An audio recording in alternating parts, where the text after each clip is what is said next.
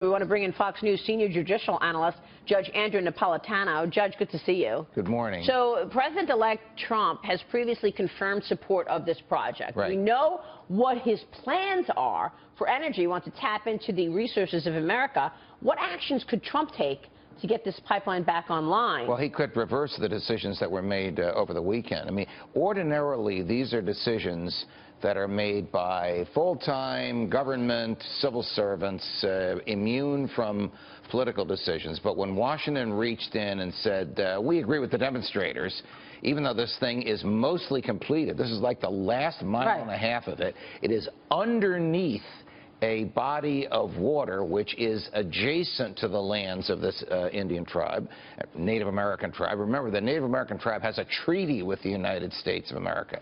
The treaty does not cover anything like this. So it's just the last mile and a half then, Judge? Yes. The people who own the land, private landowners and the government, have consented. The permits were originally granted. The permits were rescinded either because the administration had a second look at this or because they sympathized with these demonstrators. But Robert, what about that? I mean, as a political operative yourself, as a friend, good friend of President Obama, why is he doing this now? We all know what Donald Trump wants to do in terms of energy, and he's probably going to do it in 2 months. Well, this was becoming incredibly heightened. You had veterans coming in to support the coalition, and they were supposedly on Monday was going to be D-Day on whether they proceeded or didn't.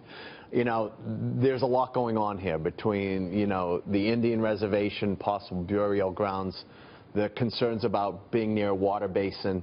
And in some ways, it's kind of like Keystone away from the coalition aspect, because for those who recall on Keystone, the first person to say no to Keystone was a Republican Nebraska governor because they didn't want it under the water basin. So at the end of the day, there are some environmental issues to be concerned. I mean, listen, I was a supporter of XL, so, you know, on this, it's a little difficult. As were the unions and the pipe fitters, actually, of the Keystone pipeline.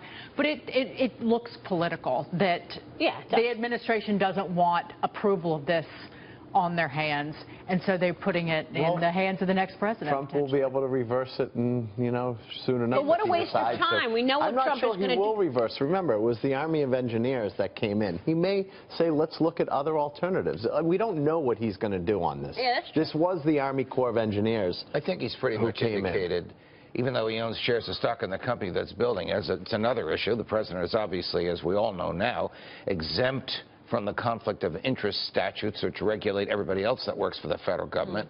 I think he's indicated he is in favor of this. It would just take a phone call or the stroke of a pen on a piece of paper to reverse what happened over the weekend. Literally just calling the Secretary of the Army saying you're going to reverse that decision. But that's why I'm questioning it. I mean, we know what he's going to do. He's already said that's one of his 4 pillars of his economic plan, tapping into energy in the country. Well, this goes along with the current administration's policies, right? I mean, and they want to keep tone with it. Okay. They don't want to burn their policies Till the final day. Yeah, exactly, right. So, and they have no incentive to, and you know what? I respect that. If they want to keep their policies and positions in line with how they've governed the last 8 years, then so be it. This is a big movement online, on social media. It is everywhere in the Hollywood community in terms of supporting these protesters, supporting this Native American tribe. But we should be clear, the veterans came in over the last 4 days. The veteran community came in support over the last 4 days. I'm not so sure where President-elect Trump will be. He'll become more informed, and then he'll make a decision. In part but if you were because Barack of the treatment Obama, of the protesters by the police. In terms of the water cannons being shot at them in these that was cold pretty rough. And how they've been treated. If you were Barack Obama, do you blame him for wanting to put this in Donald Trump's camp? Let him take the heat. Well, I don't think it's heat or not heat. I think that he's made a decision because the due date was coming. And now the other president has the right to overturn a bunch of his executive decisions. Guys, should we talk about the Supreme Court? I mean, let's look at this, because the Supreme Court is going to look different under President-elect Trump. We could find out very soon. Trump hinted about announcing a nomination just last week when he spoke with Sean Hannity. Watch. You're still solid on Supreme Court justices, originalists? Yeah. Solid on the wall? We have one to appoint very soon. We're going to have to come up with a name. I'm down to probably 3 or 4. Are they from your list? From the list. They are terrific people, highly respected, brilliant people, and we'll be announcing that pretty soon, too. And, Judge, you know them. I mean, Trump released a batch of Supreme Court nomination names back in September, listing 21 potential names to fill the bench. Leading contenders are reportedly Judge Dianne Sykes and Judge William Pryor. Your thoughts, Judge Napolitano, on how could Trump's pick shift the balance of power on the bench? Well, it wouldn't really shift the power balance on the bench because he would be replacing Justice Scalia with someone of like mind. It would change the 4-4 largely because Justice Kennedy goes back and forth on a lot of issues. Right now it is basically 4 liberals appointed by Democrats, 4 I'm going to call them traditionalists appointed by Republicans, but Kennedy is with the liberals on a lot of issues, abortion, gay marriage, and a couple of other issues. So giving the 9th seat, filling the 9th seat is an ardent goal of President Trump.